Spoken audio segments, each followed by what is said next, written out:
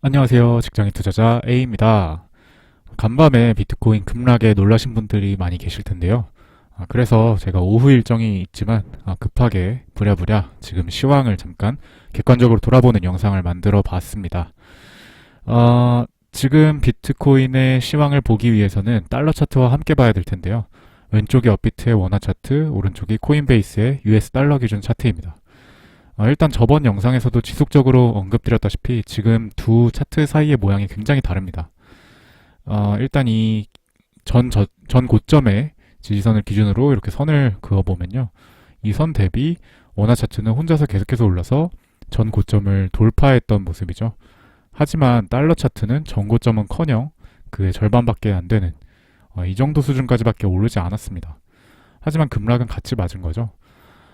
여전히 차이를 보이는 점은 원화 차트는 이렇게 급락을 맞은 뒤에 하락분의 반절 정도 다시 회복을 했는데 달러 차트는 여전히 힘을 못 쓰고 하락한 지점 근처에 머물고 있다는 점입니다.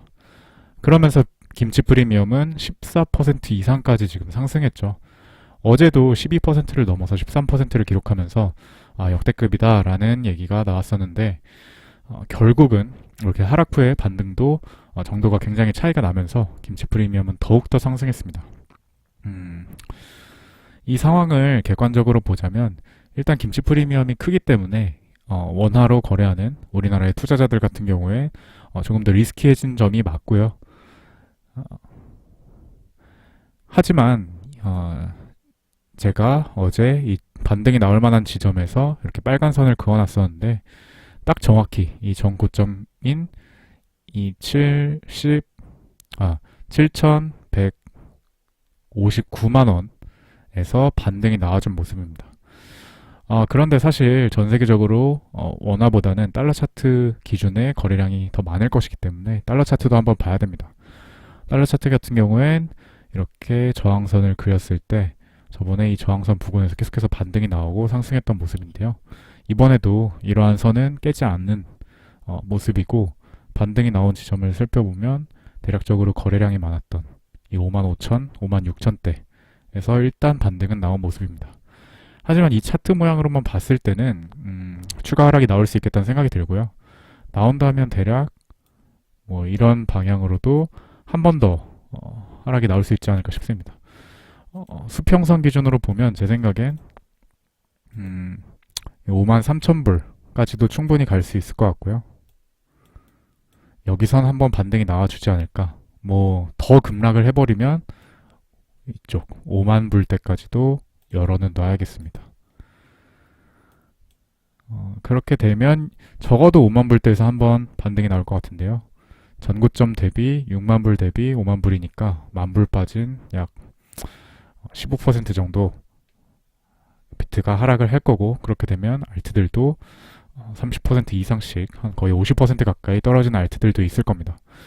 따라서 지금의 상황을 조금 더 달러 차트 기준에서 본다면 리스크 관리 차원에서 25%에서 50% 정도 물량은 익절을 해놓는 게 잃지 않는 투자 관점에서 좋을 것이라 생각이 들고요. 다만 원화 차트가 지금 완전히 따라가고 있기 때문에 김치 프리미엄이 유지된다는 가정 하에 한 번 더 이 비트가 이 자리에서 유지를 해준다면 알트들이 마지막 피날레 상승을 해주고 이 알트 상승장이 끝나지 않을까 싶은 생각도 듭니다. 중요한 건 달러 차트가 얼마나 버텨주느냐일 것 같고요. 지금 김프가 왜 이렇게 많이 생기냐에 대한 말들이 많은데 저도 아직 정확한 이유는 모르겠습니다. 하지만 우리가 유추해 볼 수 있는 건 이건 거래소가 만들고 있다는 점일 것 같고요. 왜 그렇게 생각하느냐?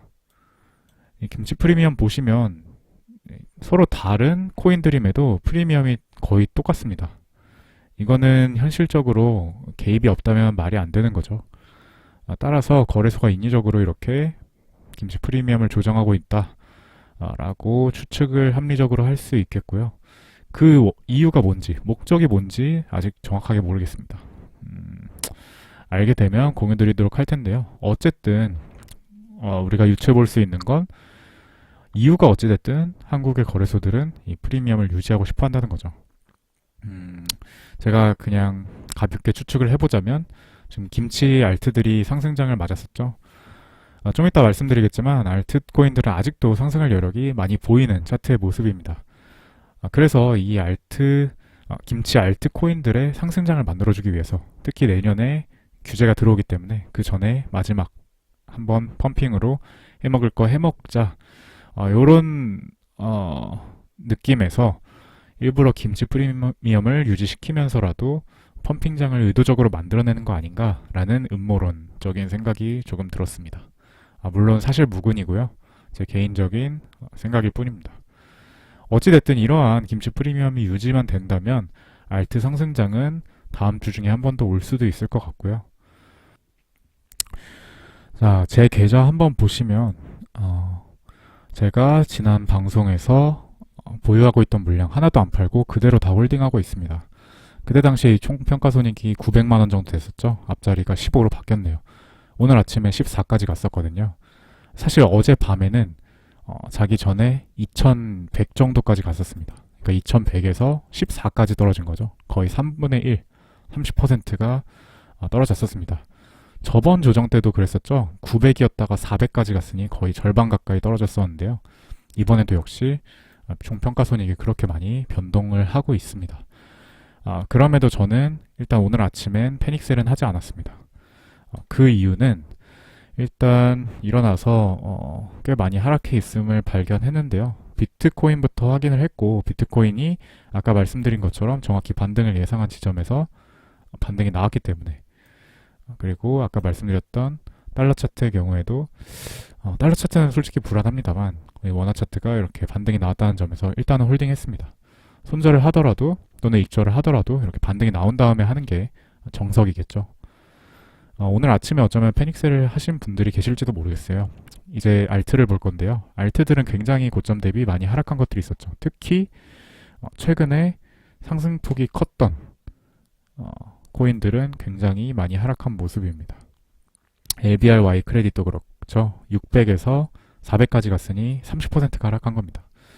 굉장히 놀라셨을 것 같고요. 여기 물려 계신 분들은 굉장히 시겁하시고 깜짝 놀라셨을 것 같습니다.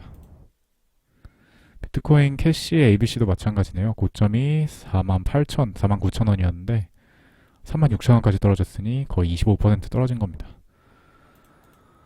그런데 제가 제 알트들을 손절하지 않은 이유는 이렇게 급등했던 코인들 말고는 대부분 아직 차트의 지지선을 지켜주고 있기 때문입니다.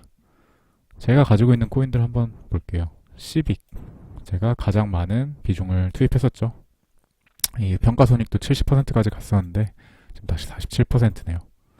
네, 4시간 봉으로 보면 고점이 999, 거의 997이었습니다. 1000 가까이였는데 74까지 25% 하락했네요. 하지만 현재 반등이 나온 지점이 이 부분, 제가 반등이 나올 수 있겠다 생각한 부분이었고요. 거기서 정확히 반등이 나왔고 거래량 같은 경우에도 하락 시 거래량이 거의 나오지 않았습니다. 하락폭은 크지만 사실 하락 시 거래량이 안 나왔다는 거죠. 다른 알트들도 다 마찬가지입니다. 이더리움 클래식은 좀 나오긴 했지만 그래도 전 고점 또는 상승분의 상승량보다는, 상승시 거래량보다는 대부분 안 나왔고요. 마찬가지죠. 그로스털 코인 제가 가지고 있진 않지만 반등도 나올 만한 지점에서 나와줬고 하락시 거래량도 거의 없었습니다. 아직 이 알트들에 대해서, 이 알트들 물량을 가진 소위 세력이라는 것이 있다면 그들은 팔 마음이 아직 없는 거죠. 에디블록 마찬가지입니다. 하락은 했지만 거래량이 거의 안 나왔고요. 마로도 마찬가지네요. 마로는 이번 상승장에서 엄청나게 수혜를 봤던 종목인데 역시 아직 하락 거래량이 나오지 않은 모습입니다. 다른 것들도 마찬가지예요. 골렘, 그렇죠? 하락이 꽤 심하긴 했지만 거래량이 그다지 안 나왔고 오히려 상승봉에 거래량이 더 나와준 모습입니다. 체인링크 볼까요? 체인링크도 체인링크는 하락 거래량이 좀 나왔네요. 나와줬기 때문에 그다지 바람직한 모습은 아닌 것 같은데요. 게다가 차트도 잠깐 이 평행 채널을 깼다가 다시 들어왔네요. 체인링크는 조금 애매하긴 합니다. 최근에 파란색 봉들의 거래량이 많이 나오고 있네요. 그럼에도 전반적으로 아직 대부분의 알트들은 하락 시에 거래량이 거의 안 나왔던 모습이기 때문에 특히 체인링크와의 차이점이라고 하면 체인링크는 다른 거래소에도 해외 거래소에도 많이 상장이 되어 있는 코인인데 다른 코인들 같은 경우엔 한국 거래소의 비중이 높은 코인들이 있죠. 메인 프레임 한번 볼게요. 메인 프레임도 직전 하락 때 하락 거래량이 별로 안 나온 모습이고요. 또 반등 줄만한 자리에서 좋네요. 전반적으로 이런 모습이기 때문에 이렇게 하락하고 있는 떨어지는 칼날을 그대로 팔아버리는 것보다는 일단 반등이 한번 나와줬기 때문에 조금 더 지켜보고 손절을 하더라도 또는 익절을 하더라도 이렇게 반등이 나왔을 때 하는 게 맞겠다는 생각이 들어서 일단 홀딩하고 있습니다. 그리고 두 번째로 제가 가진 물량을 하나도 팔지 않았던 이유는 지금은 한번 팔면 다시 들어오기가 굉장히 어려운 지점입니다. 제 스스로 생각을 해봤을 때 지금 팔면 상승장도 끝나갈 수 있겠다는 리스크가 팽배해지고 있는 상황이기 때문에 다시 사지 않을 것 같아요. 그래서 사실 지금 파는 것에 대해서는 조금 더 신중할 필요가 있겠다는 생각이 들었습니다. 아무튼 판단은 물론 개인이 자신의 돈이니만큼 책임을 지고 하셔야 되는 게 맞는데요. 조금이나마 도움이 됐으면 좋겠다는 마음에서 이렇게 급하게 영상을 만들어 보게 되었습니다. 한 차례 더 하락이 있을 수도 있을 것 같아요. 아까 보셨던 달러 차트 기준에서도 제가 한 차례 더 하락이 있을 수 있겠다라고 말씀을 드렸었죠. 원화 차트도 김프가 어느 정도 일정 수준 이상으로 한 번에 늘어나는 건 쉽지 않을 거기 때문에 한 번 더 하락이 있을 수 있고요. 그랬을 땐 알트들도 한 번 더 하락이 있을 수 있겠습니다. 하락이 있다면 아마도 제 생각엔 이러한 평행 채널을 만드는 코인들이 많은데 평행 채널의 하단까지 이 정도까지 내려와 주지 않을까 싶고요. 현금이 있으신 분들이라면 이 하단 채널에 오는 코인들 한번 매수해서 단기 반등이라도 노려볼 수 있겠습니다. 일단 저는 오후 일정을 가고 조금 더 추이를 지켜봐야겠네요. 일단 저는 아직 팔지는 않았다. 명확하게 매도의 사인이 아직은 나오지 않았기 때문에 팔지 않았고, 사실 지금은 어떻게 보면 눈치 싸움의 영역일 수도 있지만 저는 개인적으로 어떤 하락을 실제로 더 강하게 느낄 만한 어떤 사인이 나오지 않는다면 홀딩하는 것을 기본적인 원칙으로 하고 있기 때문에 보유하고 있다는 말씀 드립니다. 전반적으로 객관적으로 봤을 땐 아직 하락장이 시작됐다라고 보기는 어려운 상황이고요. 반면에 본능은 이미 많이 올랐기 때문에 거기서 오는 두려움과 또 이렇게 한 번씩 크게 음봉이 떠주면 나도 모르게 매도 버튼에 손이 가는 그런 본능 때문에 이렇게 줄다리기를 하고 있는 상황이다 라고 보시면 될 것 같습니다. 그럼 오후도 잘 보내시고요. 저는 곧 다시 추후 영상에서 찾아뵙겠습니다.